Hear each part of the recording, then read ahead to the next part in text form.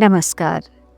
अब तक आपने सुना माँ राम बेटी जी अपने सुखी गृहस्थ जीवन के प्रति बार बार प्रभु को धन्यवाद देती हुई कृतार्थ हैं।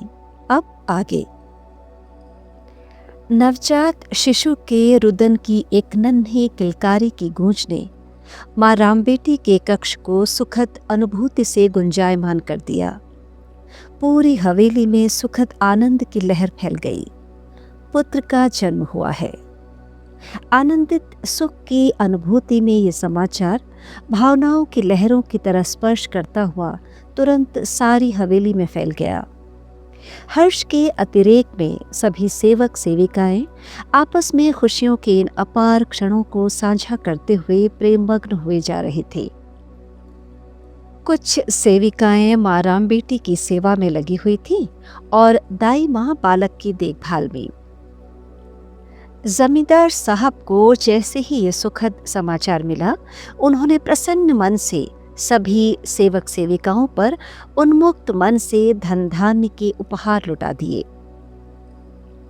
बालक अनेक सिंह और मौसी शांता बिटिया के लिए तो आज ये सुखद समाचार किसी कौतूहल से कम नहीं था। अब बालक अनेक अब बड़े भाई बन गए थे और शांता भी खुश थी कि वे मौसी बनी हैं। आनंद की इस लहर ने हवेली से बाहर समाज को अभिभूत किया तो बधाइयों की भावनाओं को अपने स्वर में समेटे न जाने अपने पराए कितने लोग हवेली में खुशियां बांटने चले आए। सेवक जन मिठाई के थाल फल लिए स्वागत में तत्पर थे। सुंदर सलोने नन्हे से शिशु को अपने हृदय से लगाए माँ राम बेटी जी कृतार्थ हृदय से प्रेम में मगन पुत्र को निहारते हुए पुचकार रही हैं। हवेली को फूल मालाओं और वंदनवारों से दुल्हन की तरह सजाया जा रहा है। श्रेष्ठ ब्राह्मणों का आगमन हो चुका है। आज पुत्र के नामकरण के विशेष अवसर पर बड़े पैमाने पर तैयारियां की जा रही है। सभी कक्षों को विशेष साज सज्जा के साथ मंदिर कक्ष को भी पुनः सजा संवार कर शुद्धि से सुसज्जित किया गया है। मखमली कालीनों, आलीशान फर्नीचर के साथ मेहमानों के स्वागत की तैयारियां हो रही है। बड़े पंडाल में भोजन की व्यवस्था की जा रही है। श्रेष्ठ ब्राह्मणों द्वारा मंत्रोच्चारण के साथ नामकरण की तैयारियां हो रही है। हवेली के संपूर्ण परिसर में धूप, घृत एवं हवन सामग्रियों की आहुतियों की मनमोहक सुगंध वातावरण को पावन कर रही है। संपूर्ण श्रृंगार में सजी धजी माँ राम बेटी जी एक चौकी नुमा आकृति में गोद में बालक लिए पति के साथ विराजमान है। सिर पर साफा बांधे बंद गले के सुनहरे रेशमी कुर्ते और धोती में जमींदार साहब पत्नी संग नामकरण संस्कार की सभी वैदिक रीतियां प्रसन्नता पूर्वक निभा रहे हैं। वातावरण में परम आनंद है। सभी को मनोवांछित उपहार भेंट में मिल रही है। भोजन के विभिन्न व्यंजनों को बनाने में पारंगत रसोइये पाकशाला में अपनी कुशलता प्रदर्शित कर रहे हैं। नामकरण संस्कार में होने वाली सभी पूजा कर्मकांडों के संपूर्ण होने के बाद बालक का नाम पड़ा धर्म नारायण, जिसका अर्थ है भगवान विष्णु की अपरिमित सीमाओं को अलौकिकता से जीने वाला श्रेष्ठ नाम धर्म नारायण शर्मा। नामकरण संस्कार की रस्म के अनुसार रिश्ते परिवार से आए हुए सभी बुआ, चाची, मौसी, मौसाजी, नानी जी, ताई, मामी, मामा जी आदि सभी ने नाम श्रवण संस्कार करते हुए शिशु को इस शुभ अवसर पर उसका नाम सुनाया। अनेकों भेंटों शुभाशीषों से पुत्र धर्मनारायण का नन्हा सुंदर सलोना स्वरूप देखकर सभी परम आनंदित हुए जा रहे थे। न जाने कितनी गोदियों में लाड़ प्यार और पुचकार पाता ये नन्हा शिशु कभी कभार अपने दैवीय स्मित से मुस्कुरा देता तो कभी ध्यान से देखकर पहचान स्थापित करने की कोशिश करता या फिर नन्हे प्यारे से मुंह को बनाकर रोने लगता। उसके इस मधुर रुदन में भी माँ का वात्सल्य उमड़ पड़ता और वे आनंद विभोर होकर नन्हे शिशु को कलेजे से लगा लेती। मौसी कपूरी देवी तो नन्हे शिशु के हाव भावों को देखकर निहाल हुई जा रही थी, बार बार अपनी गोद में लेकर बहलाने लगती। ऐसे में भला बड़े भाई साहब अनेक जी और प्यारी शांता मौसी क्यों दूर रहते?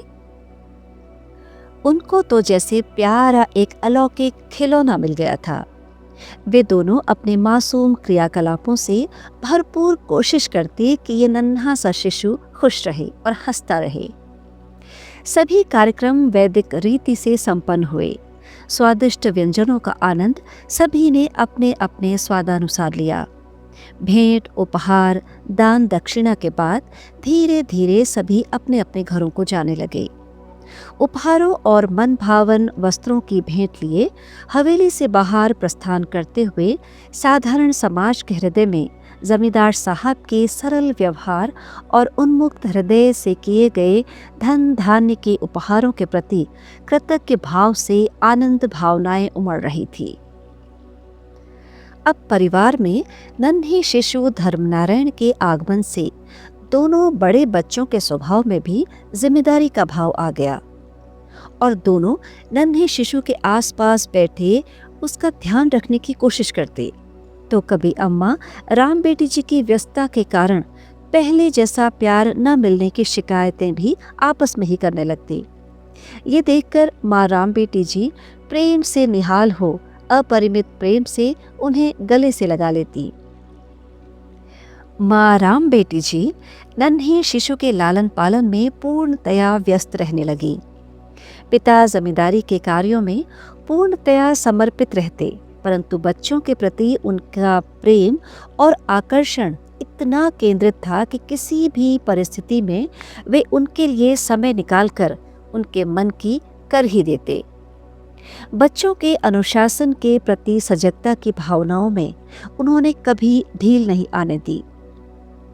पुत्र अनेक सिंह तो वैसे भी सद्गुणों की खान थे। जो भी कह दिया आज्ञाकारी पुत्र की तरह हमेशा पालन करते। माता पिता भी पुत्र अनेक सिंह की भावनाओं का मान रखने के लिए उनकी आकांक्षाओं को हृदय की गहराई से समझने की कोशिश करते रहते। नन्ही शांता मौसी और अनेक सिंह अब 5वीं कक्षा में आ गए थे। गांव की प्राइमरी पाठशाला में 5वीं से अधिक पढ़ाई नहीं हो सकती थी, इसलिए अब आगे की शिक्षा के लिए गांव से बाहर भेजने का समय आ गया था। जमींदार साहब को ये बात खल रही थी कि गांव में 5वीं तक ही शिक्षा की व्यवस्था है। अनेक सिंह तो बाहर जाकर आगे की शिक्षा प्राप्त कर लेंगे, लेकिन चिंता इस बात की थी कि अब शांता की पढ़ाई आगे कैसी होगी। क्या उसे पढ़ाई के लिए अनेक के साथ बाहर भेज दिया जाए? कहीं ऐसा न हो कि शिक्षा के अभाव में शांता की शिक्षा अधूरी रह जाए। पति के इस चिंतन मनन से अभिभूत हुई राम बेटी जी के मन में परम हर्ष था कि पुत्र अनेक सिंह के साथ ही उन्हें शांता की शिक्षा की भी कितनी चिंता है। जहाँ बेटियों की पढ़ाई पर रोक लगा दी जाती थी, वहाँ वे उसे पुत्र के साथ बाहर भेजने की बात सोच रहे थे।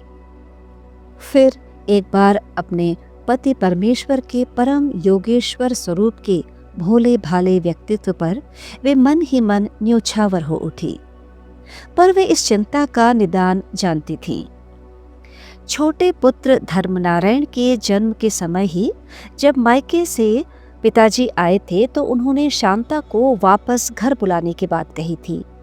वैसे भी अब शांता की उम्र लगभग 12-13 वर्ष के करीब हो चुकी थी। उनके पिताजी चाहते थे कि अब बादामबाज वाले घर से ही उनकी आगे की शिक्षा हो। समय पाकर माँ राम बेटी ने पति को निश्चिंत करते हुए शांता देवी के बादामबाज गांव वापस जाने की बात कहते हुए आगे की पढ़ाई के प्रति आश्वस्त कर दिया। और जब ये बात शांता देवी को पता चली तो वे रूठ गई। मैं कहीं नहीं जाऊंगी, तो नक्कर शांता ने साफ मना कर दिया। यही तो मेरा घर है, मैं अपने घर से क्यों जाऊं? पुत्र अनेक सिंह को भी जब इस बात का पता चला तो रोना धोना शुरू हो गया। शांता मौसी कहीं नहीं जाएगी, वे हमारे ही साथ रहेगी। दोनों का प्रेम देखकर माँ राम बेटी जी भाव विवल होकर हंस पड़ी। कई तरह से दोनों को समझाया गया और आगे की पढ़ाई की बातें समझाई। जमींदार साहब ने भी अपनी ओर से कई कहानियां सुनाते हुए उन दोनों को अपनी बातें समझाने की कोशिश की। आखिर में किसी तरह से ये तय हो गया कि त्योहारों में वे साथ ही रहेंगे। बस लगभग 20 किलोमीटर की दूरी पर ही तो है बादामबास गांव, इसलिए जब भी मौका मिलेगा मेले, त्योहारों, तीर्थ दर्शनों में वे सब साथ ही जाएंगे।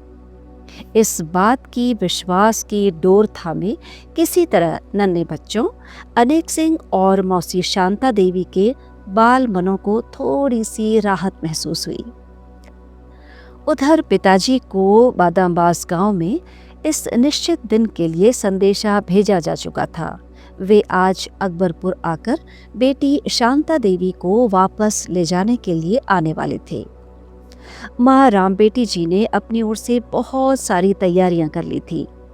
शांता के लिए मन चाहे सुंदर परिधान, खिलौने, उपहार, मिष्ठान, फल आदि सब तैयार कर अच्छी तरह से रख दिए थे। निश्चित समय पर पिताजी भी पहुंच गए। आज लगभग 12 वर्षों बाद पुत्री को साथ ले जाने के उत्साह को मन में लिए हवेली के द्वार पर अपनी मंझोली में रुके। मंझोली एक तांगानुमा वाहन है। सेवक सादर स्वागत करते हुए कमरे तक ले आए। बच्चे तो न जाने कब से नाना जी की प्रतीक्षा में बार बार मुख्य द्वार की ओर पलकें बिछाए प्रतीक्षारत थे। अपनी मनपसंद खिलौने, मिठाइयां पाकर बच्चे बहुत खुश थे। वहीं माँ राम बेटी जी सेवक सेविकाओं के संग स्वागत सत्कार में लगी थी। नीम करोली बाबा जी भी दामाद जी के रूप में अपने ससुर जी के साथ बैठे हुए प्रेम पूर्वक कुशल क्षेम पूछते हुए घरेलू सामाजिक विषयों पर चर्चा कर रहे थे। स्वागत, सत्कार और भोजन के बाद अब शांता देवी जी के वापसी का समय आ गया था। शांता देवी को वापस लौटना था। जाते जाते फिर उसका मन उदास हो गया, आंखें छलक आई और गला रुंध गया। कभी अनेक सिंह से बार बार बादामबास गांव आने का वादा करवाती, तो कभी नन्हे धर्मनारायण को प्यार करने लगती। बातों और वादों का सहारा लिए, अपने मनपसंद उपहारों की भेंट लिए वो अपने पिता के साथ बादामबास गांव के लिए रवाना हो गई। बार बार मुड़कर हवेली से दूर जाते हुए रास्तों को देखती जाती, मन में इस विश्वास को लिए कि जल्दी ही हम सब फिर मिलेंगे। फिर भी अपने बाल मन को समझाना बड़ा ही मुश्किल लग रहा था।